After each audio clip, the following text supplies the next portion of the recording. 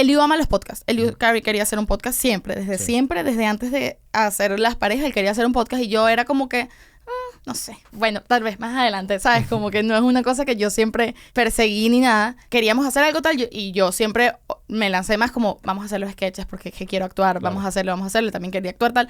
Salen los sketches y la gente empieza a, como nosotros jugamos o intentamos jugar con el mockumentary, con los sketches, y nos llamamos con nuestros propios nombres y todo el mundo tiene su propio nombre y hacemos cosas como que a veces nos pasan en la vida real. La gente empieza a pensar que nosotros somos como los personajes de los sketches. Y es como que eso no es una realidad, ¿no? Más allá de que tengan nuestros nombres y a veces tengan cosas de nuestra personalidad o lo que sea, no somos nosotros.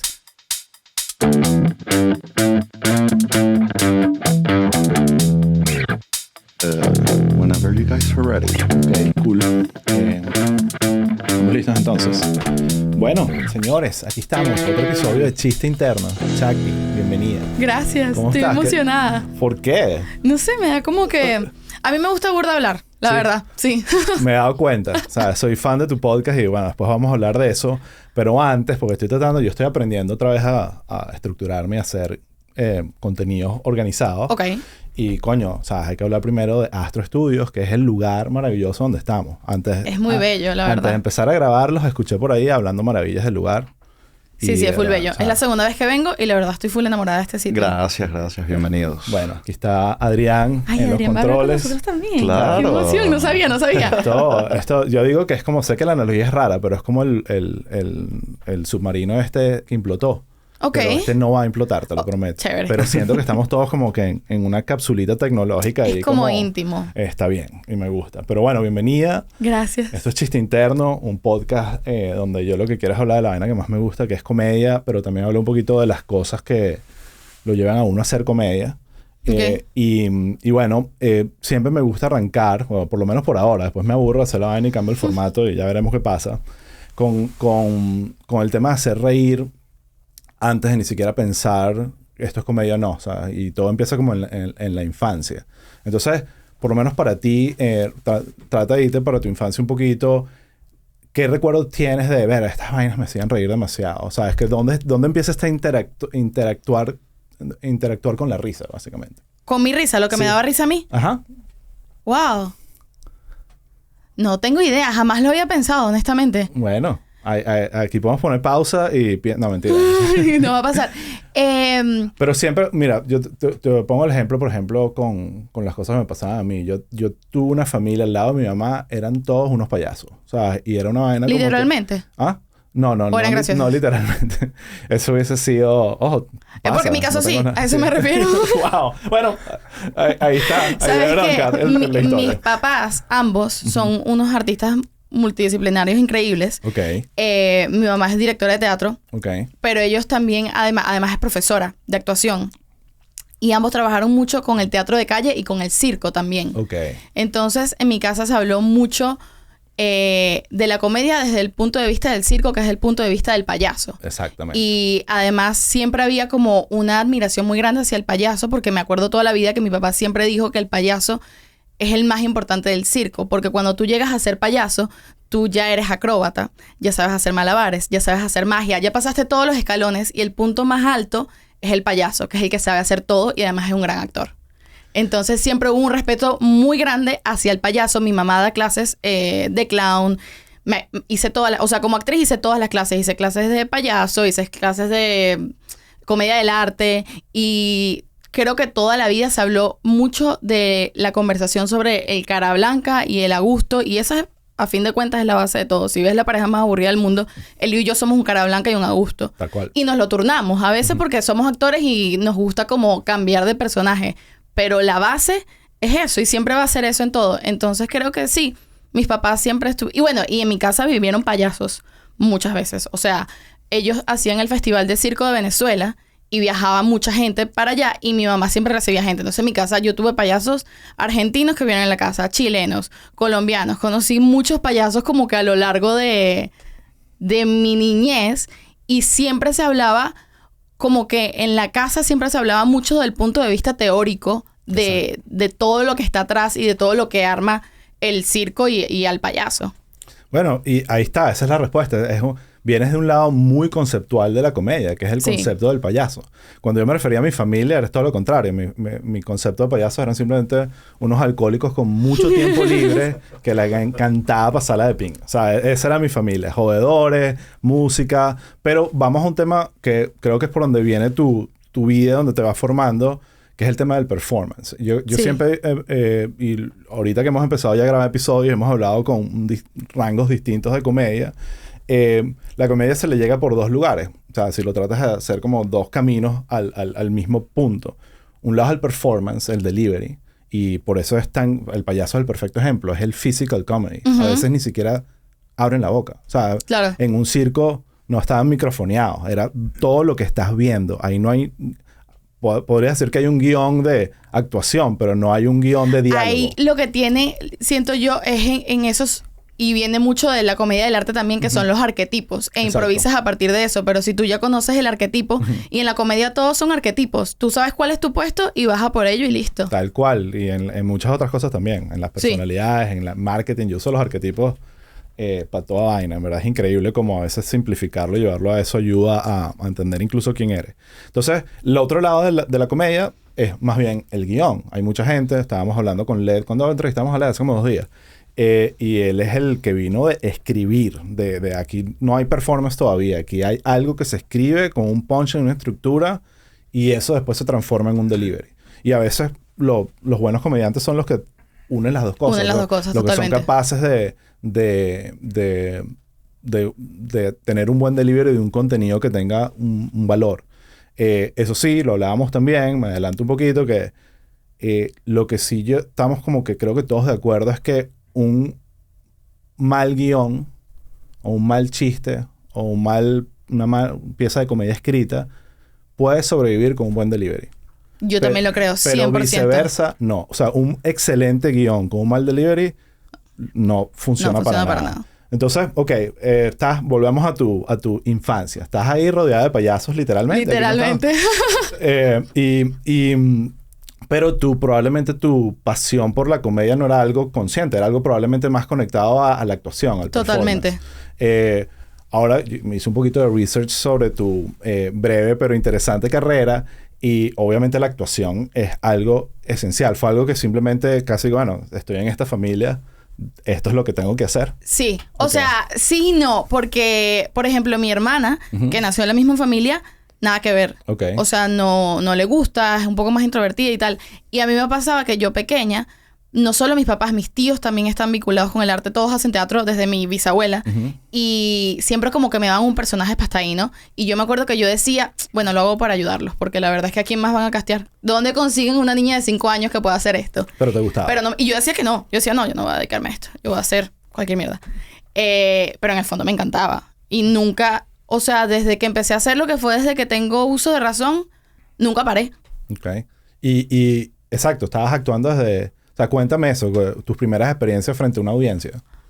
Mira, la primera vez que yo actué, pero eso no puede contar en la vida porque Claro que era un cuenta. bebé. Claro que Era un bebé. Yo me acuerdo que yo era ok. los bebés de las novelas. Ok. Esa era yo. Mi hermana fue, no, después terminó siendo que sí, estudiando cocina y tal, pero mi hermana fue que sí, el niño Jesús de un pesebre o algo así. Yo también, O sea, bro. Sí. Niño Jesús de Orgullosamente, pesebre, claro. ¿No lo ves? No, perdón. Ella fue como la mula o algo así, como la disfrazaron de vaquita, una vaina, ¿sabes? Pero fue una... Pero su de niño primer Jesús a la performance. mula tienes que Sí, echarle bola. sí, o sea, Claro, no, es un upgrade. Sí. Ahorita ya la memoria está fallando y estoy cruzando dos historias que no tienen sentido. Ya ella me verá la vaina y me lo aclarará. No, bueno, pero después me acuerdo que mis papás tenían un show de teatro de calle que era infantil. Y en esa misma temporada que ellos tenían eso, mis tíos tenían temporadas de teatro de otras cosas. Y todos tenían función al mismo tiempo. ¿Esto dónde está pasando? En Caracas. En Caracas, ok. En Caracas, Venezuela. Ok. Todos tenían función al mismo tiempo. Y mi mamá dice que ella no tenía quien me cuidara. Entonces su solución fue ponerme un vestuario y meterme en la obra. Genial. Y yo estaba adentro. Genial. Ya, desde siempre. Y claro, todos los performances que ellos hacían, que decían, bueno, pongamos una niña. Y yo entraba. Entonces siempre estuve como que ahí metida. Ya más adelante, como algo en lo que yo tuviese como que diálogo, como que era un personaje que no fue inventado para mí, sino que era un personaje real. Creo que lo primero fue, en Venezuela se hizo El violinista sobre el tejado. Lo dirigía Michelle Hausman. Ok. Y yo era la hija menor de las 5 hijas del violinista. Ok. Luego hicieron muchas temporadas, pasé a hacer la segunda porque fui creciendo y ahí fui. Luego nunca paré, luego estudié mucho. O sea, luego empecé a estudié mucho porque mi mamá daba clases de actuación, entonces estudiaba con ella. Pero luego empecé como que, ok, tengo que estudiar con otra gente que no sea mi mamá. Claro. Entonces empecé como a meterme en todo taller que encontrara. Y algunos eran de comedia y otros de no, que no. Sí, eso te quería preguntar, porque usualmente en el mundo del teatro y la actuación, la comedia es relevante, ayuda, pero también está el drama. Hay muchas otras. Claro. Y probablemente en ese momento ni siquiera estabas pensando en que la comedia. ¿Qué eran los papeles que te llamaban más la atención?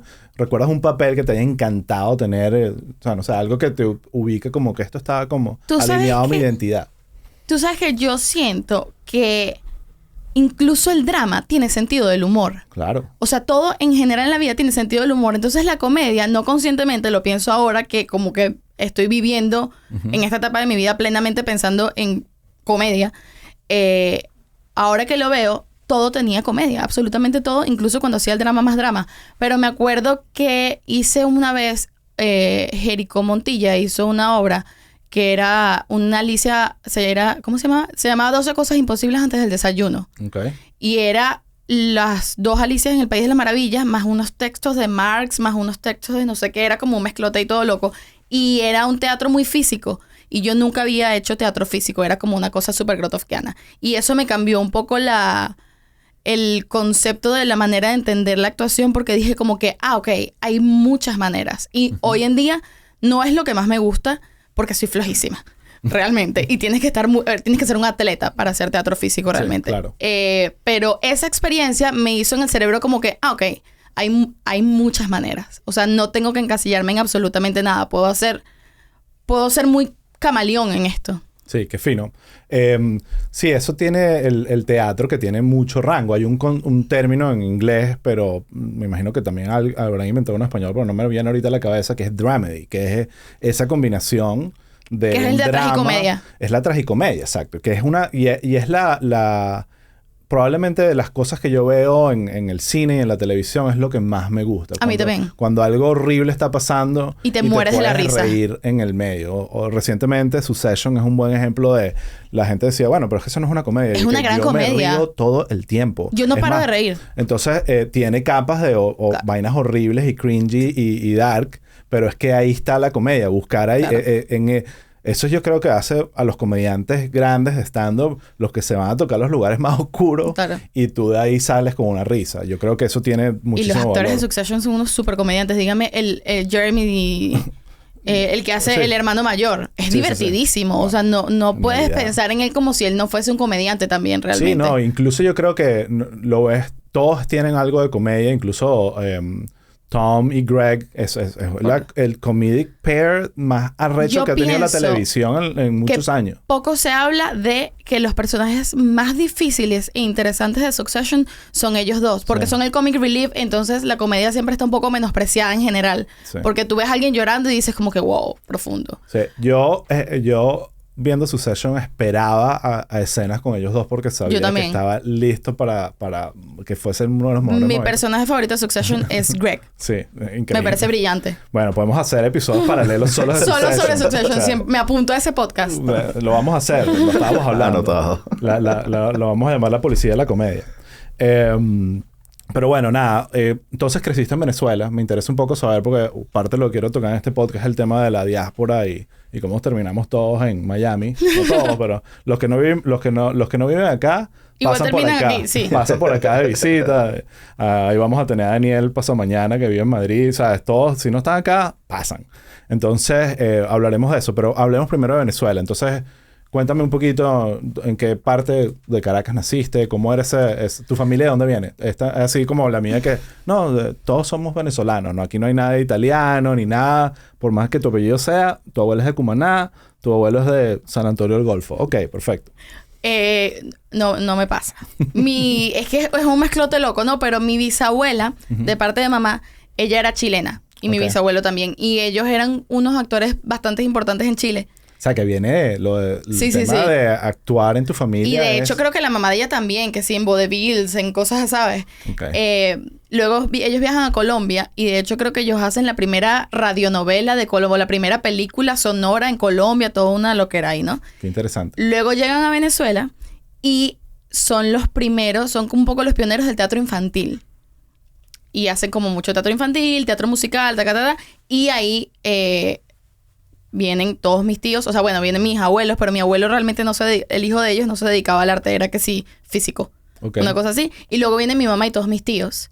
Y ya, todos nacen en Venezuela. Siempre hay un rebeldito ahí que física. Sí, exacto. Todos aquí actuando y tú y todos físico. los hijos de él, que él es mi abuelo, y todos los hijos de él se dedican al arte. Okay. Todos, absolutamente todos, que mi mamá era la rebelde, que no hacía teatro, sino que hacía circo y teatro de calle, ¿no? Okay. Y hoy en día está haciendo teatro igualmente. Y por parte de mi papá, que es el apellido Mal, ese apellido es holandés y es como... ¿Sabes? Como que... ¿Sabes esos apellidos que todos los que tienen el mismo apellido son familia? Ajá. No como mi segundo apellido es Martínez, que si tú eres Bad Bunny es Martínez, ¿me entiendes? Yo no soy familia de Bad Bunny. No, lamentablemente. ¿Y de Joseph Martínez? Tampoco. Okay. Pero los Mal, como que tienen una cosa loca que todos son familia, algo así. No tengo mucha idea de la historia. Pero terminan en Venezuela, mi papá es venezolano también, pero yo nací en Tenerife, en España. Porque ellos estaban viviendo esa temporada en España, pero nos fuimos a Venezuela cuando yo tenía como 1 año. Okay. Entonces realmente yo me crié completamente en Venezuela. Exacto. A mí me pasó que yo viví como 2 años en Estados Unidos, pero como de 5 a 6, y ya tenía suficiente edad para que esos 2 años aquí en Estados Unidos me influenciaran de todas las formas que te puedas imaginar. Pero sí, 1 año, en verdad no. No, 1 año, yo siento... Te sientes 100% venezolano. O sea, a ver, nosotros viajábamos mucho también, como que mis padrinos viven allá, viajábamos mucho para allá, y yo siento que mis papás tienen como... Yo nunca había pensado en esto, hasta que yo me casé con Eliu, que es 100% venezolano. Y Eliu me decía, tú eres como española, en cosas que dices y cosas que haces, como que a mí me parece que tú no eres muy venezolana. Entonces, en ese encuentro, he dicho como que, wow, a veces no tengo tanta... Sí. Estoy diciendo lo que eras. Te cuestionaron tu origen. Ya tendremos a Eliu después para... Pregúntale a Eliu, porque a veces él me dice cosas como que... Yo, Eliu, no sé de qué nunca he oído esto en mi vida. Y me dijo, Chacti. Soy el más venezolano del mundo, por Dios. Pero es que son vainas, perdón la intervención. Dilo. Pero es que son vainas como, no, ¿sabes qué guaco? Y Chacti dice, ¿quién? Sí, me pasa. ¿Quién? Pero son unas vainas como... Y yo creo que también tiene que ver con que mis papás eran como demasiado artistas... hippies, tal, y andaban como que en una movida que no era a lo mejor tan tradicional venezolana. O sea, no... Soy venezolana, sin embargo, no vengo de una familia tradicional venezolana. Me atrevo a decir eso, que no tu familia no está... O sea, si que era un físico la decepción de la familia. Sí. Eso es mi familia. Es así que, wow, Adrián, era el orgullo. Sí, esa es la banda. A mí me pasó un poco que es como que esos 2 años en Estados Unidos me hicieron no... adoptar la identidad venezolana 100%, entender que no, hay otras cosas, Sí. Era como que no estaba como con ese patriotismo que una época en los 90 que ustedes probablemente ni habían nacido, probablemente, qué sé yo, pero que era todo antes de Chávez y toda esta vaina, con esta vaina patriota de Venezuela y las banderas y pegaban las banderas en los carros, era como una moda, yo que... ¿Me entiendes esta vaina? O sea, era como que siempre me costó ese peo, a pesar de después que terminé trabajando en muchas vainas que tienen que ver con identidad venezolana, pero bueno, ironías de la vida. Entonces estás en Venezuela y estudiaste ahí, fuiste al colegio, pero después hiciste algo después del colegio.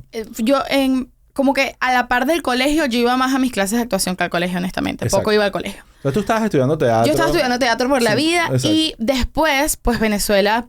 pasa todo lo que pasa. ¿Qué pasó? No, bueno, cositas. Ponme Como al día. la locura en el 2017, yo ya conocí a Liu, ya estábamos como empezando a salir y tal. Esto es en Caracas. En Caracas. Mi papá se muda, mi papá está viviendo en Colombia. El Liu me dice como que él se va a mudar a Colombia a probar, no sé qué broma. Sin ti. Y es que estábamos ahí como ahí y yo dije, bueno, yo también. Porque además yo quería estudiar cine.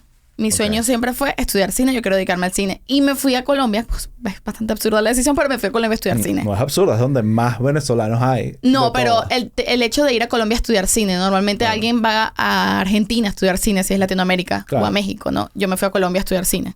Pero asumo porque, bueno, pues era más fácil. Era más fácil. Era más fácil, mi papá vivía allá, el Liu se estaba yendo allá y también había un poco como que, bueno, ok, yo también quiero ir, ¿sabes? Claro. Y me fui para allá a estudiar cine, no me gradué. Okay. Me faltó como la tesis, algo así. Y después me vine con Eliu para acá, para Miami. Ok. ¿Cuánto tiempo? O sea, esto es 2017, ¿no? Algo así, sí. Ok, por ahí. O 2017, no estoy claro. Por pero ahí, que sí. por ahí. Cuando Venezuela estaba en el peor momento. Se va a Colombia. ¿Cuánto tiempo estuviste en Colombia? Estuve casi 2 años en Colombia. Tuve una pausa larga porque cuando estaba allá me llamaron para hacer Jezabel. Ok. La película. Me llamaron a hacer una película. Entonces yo me devolví a Venezuela a filmar la película. Y luego me volví a Colombia otra vez. Y ahí como que venía a hacer la película. No la estábamos pasando bien, honestamente, en Colombia. A mí me gustaba mucho la universidad. De verdad, la gente que conocí ahí fue una gente increíble. Pero fuera de la universidad no era un sitio que estábamos... no era un sitio en el que estábamos siendo muy bienvenidos. Una pregunta porque es interesante como la gente que va a Colombia... He escuchado esto otra vez, que es como... Hay muchos venezolanos allá, pero al final no se trata de... Volvemos al tema de identidad y que, bueno, ¿cuántos venezolanos? Sino cuánta gente piensa como tú del núcleo venezolano. Que está, con Led estábamos hablando de México, que es al revés. En México hay un montón de gente interesante con la que tú puedes lidiar, hacer cosas, a pesar de que todavía no hay audiencia venezolana como para llenar teatros y vainas.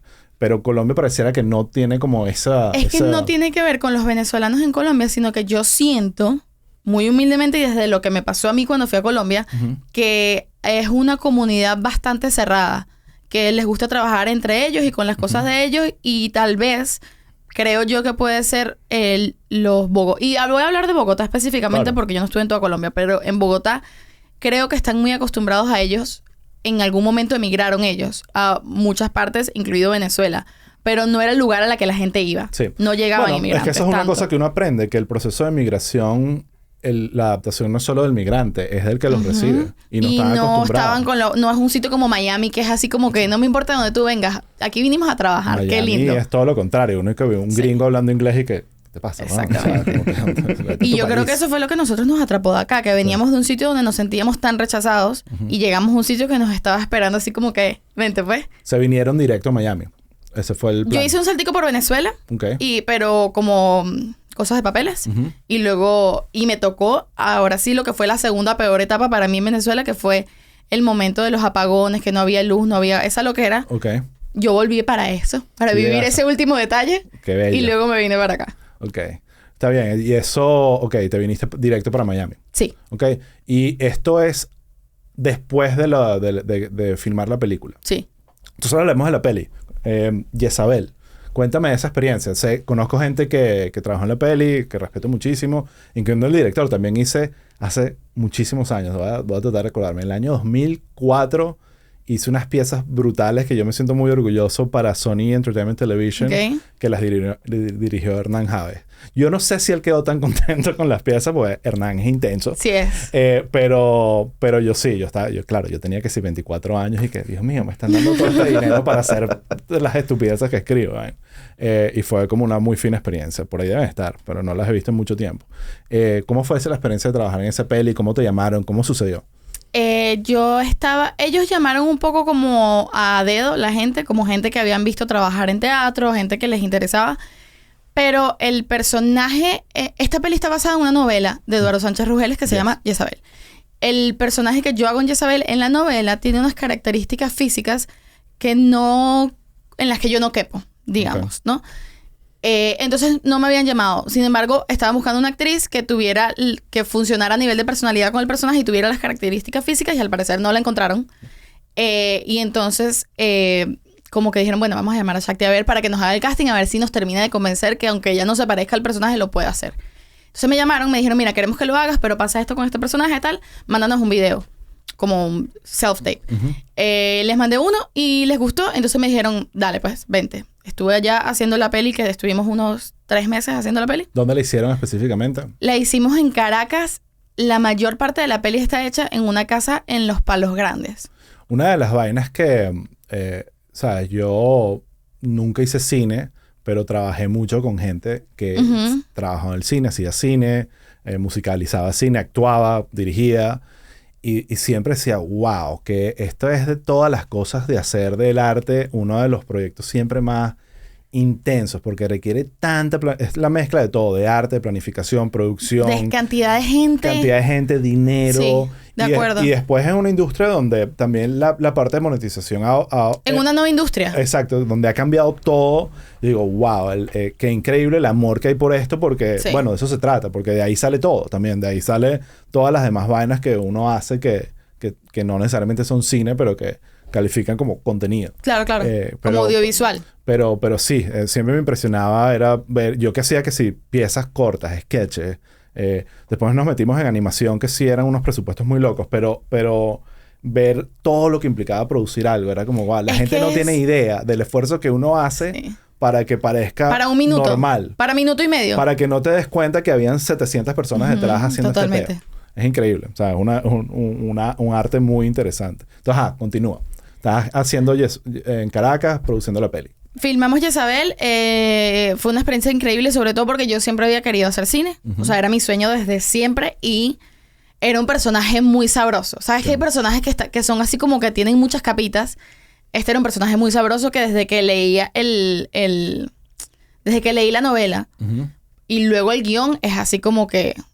fue una decisión difícil irme porque yo cuando me fui a Bogotá yo era como que no quiero saber nada de Venezuela porque salí un poco traumada de los últimos años y de lo que había vivido, ¿no? ¿Por qué? No me suena. Y cuando lees la novela y ves un personaje tan sabroso, ahí tu ego de actriz te hace así cosquillitas y dice como que... This is me. Tienes que hacer esto. Let's go. Y fue un poco lo que me pasó.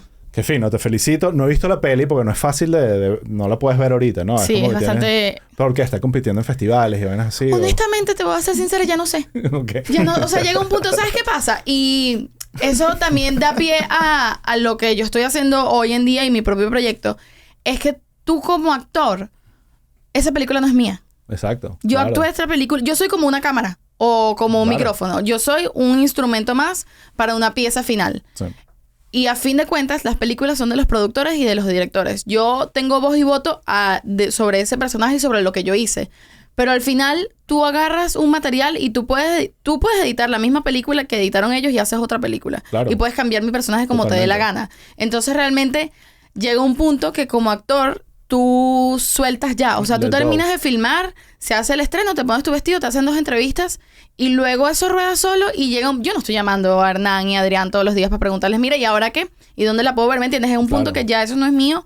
Y no es que no tengo nada que ver. Claro, yo puse mi alma y mi corazón en aquel momento en esa película, pero ahorita, después de, no sé, 2 años, 3 años que se estrenó, ya es como... Si yo les llamo y les pregunto, sabré, ¿no? Pero es como que ya eso no tiene nada... No es mío. Lo entiendo, porque hay un tema también de que el proceso del cine es lento, por naturaleza. Es larguísimo, claro. Es larguísimo. Es como que desde que empieza... Y a ti te llamaron...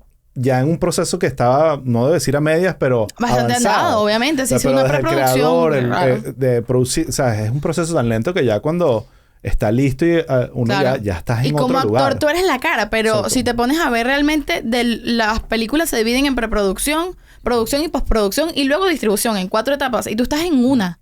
Y a veces en la distribución porque vas a entrevistas y tal. Pero estás en una de 4 etapas. Realmente eres... un puntico más de todo una cosa muy grande. Ahora, la película sí se estrenó. Me acuerdo que la estrenó en el Festival de Cine aquí en Miami porque mi amigo Alan, que participó en la peli, su esposa Joana también, vinieron y nos vimos. Yo no fui al estreno, no me invitaron, burda de ratas. Porque yo no te conocía, ni te hubiese invitado. No, ustedes. Alan es mi amigo de la infancia. Bueno, él ni siquiera fue porque estaba con el chamo. Él estaba cuidando el bebé, era todo un tema ahí, pero en todo caso sé que hubo un momento donde, bueno, la película salió y hubo algo de ruido y me acuerdo que la gente estaba hablando de la peli. ¿Cómo fue esa experiencia para ti? ¿Sentiste realmente que, bueno, la gente está viendo esto, me están haciendo prensa? ¿Sentiste que hubo como un upgrade? ¿Sabes que no? No, ok. Lo que más me dio a mí esa película fue lo que me hizo crecer como actriz, obviamente. O sea, el proceso de filmación de la película fue increíble. Es algo que yo siempre había querido vivir. Aprendí muchísimo, obviamente, porque es muy distinto hacer teatro a hacer cine. Y yo nunca había como hecho escenitas en películas y tal, pero nunca había tenido un personaje protagónico en una película. Y todo lo que eso implicaba. Y después de eso... Tú piensas que después de hacer una película así que además tiene como que, bueno, no la viste, pero la película es bastante fuerte y es bastante interesante. El personaje es un personaje muy interesante, muy grande, tal. Tú esperas que va a tener repercusiones en tu carrera muy grandes. Sí. Uf, te puedo hablar de eso tanto. ¿No? Tú dices, wow, después de todo este esfuerzo, porque claro, uno está acostumbrado a ver True Hollywood Story, ¿no? Exacto. Y todas estas cosas en países donde hay industria, y si una actriz sale en una película importante para Estados Unidos, un país como este, luego esa actriz tiene carrera el resto de su vida, ¿me entiendes? Sí. O por lo menos un buen rato si lo hace bien. Totalmente. No es el caso de el cine independiente en Venezuela, al menos voy a decir, donde no hay industria. Yo creo que es mundial. Muchas industrias en Venezuela, diría yo. Pero... Exacto. Yo creo que Venezuela obviamente todo califica. O sea, de entretenimiento me refiero. Vamos a no ser... Pero el cine también realmente es una industria que está en crisis, rebuscando su identidad y su lugar Claro. de cómo conectar Y está hecho con las uñas. Sí, o sea, la verdad es que es algo... Esto que pasa no es algo que yo critique a la producción de la película o a nadie en específico. Más que todo, no critico, sino de lo que hablo es un tema de... no tenemos industria cinematográfica y artística en muchos sentidos. No estamos cuidados por nada. Entonces, tú haces una película como esta, increíble. ¿Y qué es lo que pasa después? Vas a un estreno, 3 personas te dicen... Eres la mejor actriz del mundo. Te dan tus palmaditas en tu espalda. Y luego llegas a tu casa y sigue tu vida. Vas a tu trabajo en la mañana. ¿Sabes? Como realmente no pasa nada. Sí. No pasa nada. Y eso a mí me pegó como que... No sé si en el ego, sino... Más que en el ego fue como que... Ok, ¿qué vas a hacer con tu vida entonces? O sea... Claro. Tú no vas a esperar 4 años a que te casteen para una película, para esperar 4 años a que salga para que 2 personas te digan que eres bien arrecha.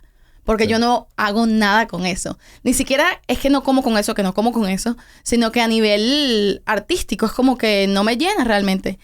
Y ahí nace, teniendo estas conversaciones con Eliu, ambos los dos como que verga, qué bolas que de qué se trata todo esto, nace la pareja más aburrida del mundo. Y eso cambia todo. Qué Y eso bueno cambia que todo... Siempre hay como una historia de algo que es casi como un hijo no deseado que sucede casi que en un momento de crisis. Yo tengo... El Chigureo Bipolar es eso. Es un momento que nos cancelan una serie de televisión. No teníamos... Ok, ya era toda la ilusión de hacer y que nos iban a renovar la temporada. Todo se cayó por una controversia.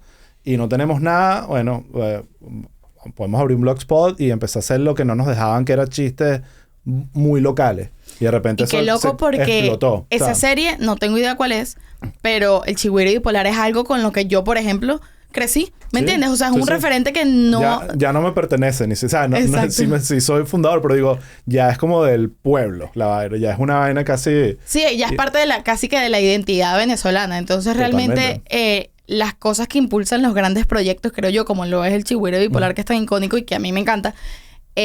viene de que se te cayó la serie, que para ti capaz en ese momento esa serie era la cosa más arrecha que tú estabas haciendo. Hay y ahorita no me sé el nombre. Lo voy a ir echando poco a poco a la medida que este podcast avance, pero no este episodio, sino el podcast en general. Pero hay cuentos geniales de tragicomedia. Volvemos de esos episodios de nosotros viendo como estábamos en la gloria, porque el verdad el show les fue muy bien, y después en el foso, porque simplemente no, está cancelado. O sea, no y es como que, bueno, vamos a ir a otro canal a venderle una serie animada de tantos millones. Era como que, no, esto fue un one shot, se acabó, ¿sabes? ¿No? Y ya. Y tienes que soltar. Tienes que soltar, pero el tema al que quiero hablar, porque creo que hay similitudes en tu experiencia y en la que le pasó al Chigüire, es el tema de que a veces la industria tiende en todas estas industrias de entretenimiento, a enamorarse demasiado de el modelo de negocio del formato como tal. Entonces, en tu caso era el cine. ¿Y qué significa el cine? Bueno, tiene que ser una película larga, 90 minutos. No la puedes estrenar en ninguna plataforma porque si no, no califica en todos estos festivales que no sé qué vaina, que si no estás en los festivales, no estás. Entonces, se crea toda una industria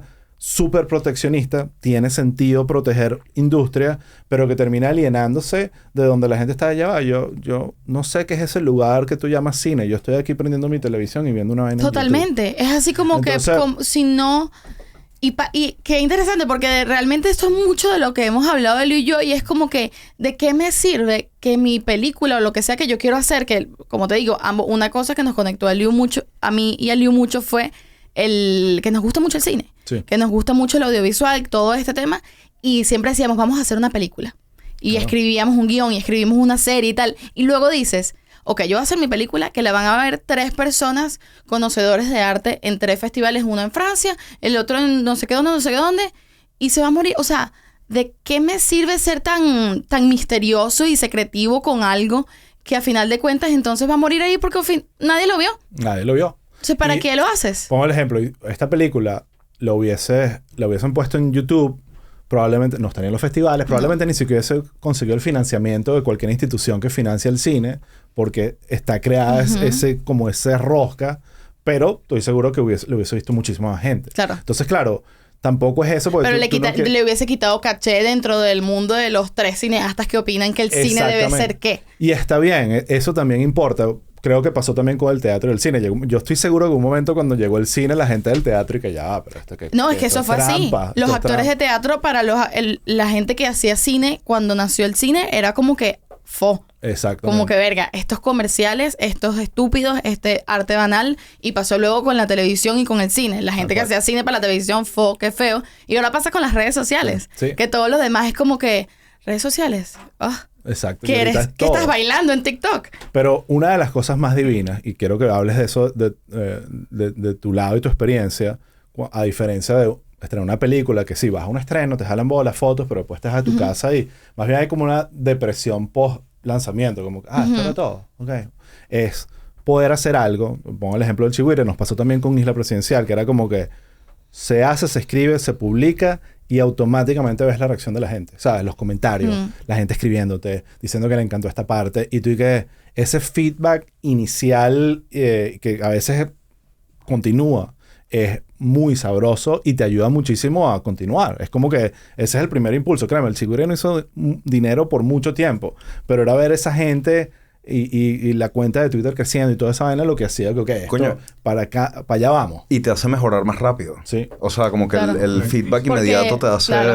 Claro, porque imagínate, una película tardas 4 años en hacerla y luego yo la veo y me preguntas qué me pareció. Yo, me gustó, pero la verdad es que en esta parte hubieses hecho tal cosa. Es como que, bueno, no puedo hacer otra película Coño, para tu arreglarlo, madre. ¿entiendes? Exacto. Con un video en redes hago uno y el tercero es más increíble que el primero y voy mejorando porque voy teniendo el feedback de gente real. Sí. De gente real que no son el fulanito crítico de cine, el fulanito conocedor de teatro. Y realmente, ¿quién es la gente que importa? ¿Nosotros mismos oliendo nuestros propios peos? Sí.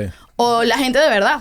E irónicamente, a veces irte por ese camino es lo que te da la notoriedad y la fama para después hacer lo que te dé la gana, intenso, no intenso, lo que quieras, como hicimos nosotros también. El Chigüire no. Fue una plataforma, casi que el departamento de marketing de la agencia era el Chigüire para que nos conocieran para hacer otras vainas, que también fueron finas, otras no, pero era como el exponer tu contenido. Claro. Bueno, y esto nació por eso. Sabes que nosotros, cuando la cuarentena, como muchos más me imagino, escribimos un piloto de una serie que queríamos hacer. Lo escribimos, nos encantó, llamamos a nuestros amigos actores, la leímos, tal, y luego dijimos, bueno, ¿y ahora cómo la hago? Yo no tengo plata para hacer esto, ¿me entiendes? Y además yo no quiero hacerla en 5 años que consiga el dinero, porque nadie tiene plata para hacer cine realmente, pero se consigue el dinero. Pero es largo el proceso para conseguir el dinero y que alguien invierta en ti, Y dijimos, no, pero es que yo quiero hacer algo ya, ¿me entiendes? Yo estoy desesperado por hacer. Y dijimos, bueno, lo que yo tengo es mi cámara y mi plataforma, que es las redes sociales. Y pensamos, si nosotros hacemos esto aquí, luego nosotros nunca pensamos como que a la gente le va a encantar y vamos a tener mucha gente. Nada. Eso nunca fue la meta. Siempre fue, voy a tener un contenido que yo puedo mostrar y tal vez, si a alguien le gusta o se lo muestro a alguien, puedo conseguir el dinero para hacer el sitcom que yo quiero hacer. Exactamente. Y eso fue lo que pasó. Lo que no esperábamos es que tuvo una respuesta del público en redes que la verdad nos dejó como que, ok, ya va. Entonces vamos a replantear todo. Sí. Nunca hay un plan. Nunca hay un plan. El Chigüire fue igual. Es como, bueno, posteemos esto. Y en nuestra cabeza era, esto le va a dar risa a un pana. O sea, era como que literalmente... Claro. O esto me da risa a mí. A mí, y sé que mi pana, Alan, probablemente que le va a gustar esta vaina. Era como que así de básica era la vaina. De repente, y que wow. Y esa conexión con que el empoderamiento de saber que lo puedes hacer solo tú. De que lo puedes hacer, publicar... Y está ahí para que la gente... No necesitas a nadie más. No necesitas a nadie. Tiene un valor impresionante. Y lo de pingas que ahorita tienes una plataforma mucho más robusta como para poder quizás hacer el sitcom. Claro, Has aprendido un montón de lecciones en el camino. Seguro ahorita tienes una versión mucho más cool de ese sitcom. 100%. Yo creo que hoy en día revisitamos ese guión que ya no lo hemos casi que revisitado, sino que a veces agarramos ideas de ese... Pero creo que tenemos un sitcom el triple de mejor o una serie la triple de mejor que la que queríamos hacer en este momento, Claro. en aquel momento, porque hemos aprendido muchísimo de un código que tal vez nosotros no estábamos tanto tiempo ahí, como que la comedia no era nuestro código principal a lo largo de nuestra carrera, no lo fue siempre, sino que fue y vino, ¿no? Claro. Estuvo yendo y viniendo y ahorita es como que el todo y piensas en ese código. Y es como que ahora sí, cuando hagamos, porque la vamos a hacer, cuando hagamos la serie que queremos hacer, ahora va a ser, o sea, estamos mucho más conscientes Entrenado. de muchas cosas y de cómo queremos que se vea y cómo, ¿sabes? Como qué nos funciona y qué no nos funciona. Tenemos unos personajes claros ya. Y lo que tienes que hacer al principio, eso es como un consejo siempre a la gente que está haciendo contenido, es como que, sé que suena cliché, pero que en inglés se dice perfect is enemy of the good. Es como que lánzalo, no va a ser perfecto y vas a ir poco a poco puliendo la vaina y sin darte cuenta, cuando ya vas por el 15º episodio, vas a decir, wow, ¿cómo ha evolucionado esto? Y vas consiguiendo una identidad propia, que uno no nace como con una identidad y con un estilo, ¿me entiendes? Exacto. Lo vas agarrando en base a lo que estás haciendo y un poco el feedback que te da la gente y la gente dice, es que tú eres muy así. Y tú dices, coño, yo sí soy muy así. Y entonces lo explotas, ¿no? Exacto. O también pasa como con las carencias que tienes. Yo siempre creo que los estilos artísticos nacen de carencias que tenemos que tienen los artistas, ¿no? Es como que, verga, yo no sé, mi vaina siempre se mueve porque es que yo no tenía trípode, ¿me entiendes? Y entonces ahora mi estilo es que la cámara se mueva, pero Claro. nació de una cosa que yo no también- tenía. sí, de un o algo problema. que yo no sabía hacer bien. A mí hay gente que lo odia, gente que lo ama. Nos dicen de los sketches que eso se ve muy azul. Se ve horrible, se ve esa colorización espantosa. Y primero, cuando los empecé a hacer, primero no sabía colorizar. Yo sabía editar, pero nunca había colorizado y estaba lanzando mi vaina yo. Segundo, tenía una computadora viejísima que la pantalla estaba mala. Entonces me lanzaba todo para el azul. Y era como que, bueno, y además a mí me gusta el azul, ¿me entiendes? Era así como que dale. Y yo estaba... Y poco a poco la gente que me decía como que qué feo, qué bello. Y hay gente que me decía, esa cosa lavadita tuya azul, wow, qué interesante. Y yo decía como que sí, gracias. Mi computadora mala. Y me compré otra computadora después y dije como que, wow, esto siempre se ha visto así. Y lo he ido puliendo más a que... O sea, siempre ha sido un intento que se parezca más a lo que yo quiero lograr y no lográndolo. Exacto. Así se va viendo, ¿no? Y poco a poco me voy acercando y en el camino de repente digo, coño, ya no quiero eso que quería inicialmente. Ahora quiero que se vea de otra manera, que se parece más a mí o yo qué sé. Claro, vas evolucionando. Ahora, hablemos de eso, del podcast y del proyecto, la pareja más aburrida del mundo. ¿Lo puedes explicar a la gente aquí que está viendo esto por primera vez y no te conoce qué es la pareja más aburrida del mundo? La pareja más aburrida del mundo nace primero como una serie, para nosotros era un sitcom en redes sociales, que terminan siendo unos sketches por el formato, porque el formato es corto y cómo funciona. Pero si te fijas, yo siento que todavía puede entrar en una categoría de sitcom, porque son unitarios, los puedes ver en desorden, pero si los ves en orden, tienen continuidad. Sí, tienen. Tiene escenarios fijos como un sitcom, tiene la sala, tiene cuando vamos a un bar, no vamos a cualquier bar, vamos al mismo siempre, ¿sabes? Tiene escenarios y tiene personajes Sets. fijos, tiene sets y tiene personajes fijos, como que si tú haces un personaje, tú mañana no vas a ser un mesero y al día siguiente una exnovia. una exnovia. Tú tienes un personaje fijo, entonces esa es la diferencia de una serie y un sketch. Sí. La gente siempre lo va a llamar sketch. Yo misma los llamo sketches porque son cortos y es lo que más se entiende y también lo son un poco. Sí, y los sketches también tienen en su naturaleza, no todos, pero un sketch puede tener repetición. Claro. ¿Sabes? Radio Rochela se hizo exitosísimo en Venezuela a punta de sketches que era la misma vaina tenían, todo el tiempo. claro. El Chavo Claro. era la misma vaina todo el tiempo. Y eso es una Pero de el las Chavo es un cosas. sitcom también. Es un sitcom. Y bueno, también los sitcoms tienen los mismos personajes, los mismos sets, a veces los mismos problemas.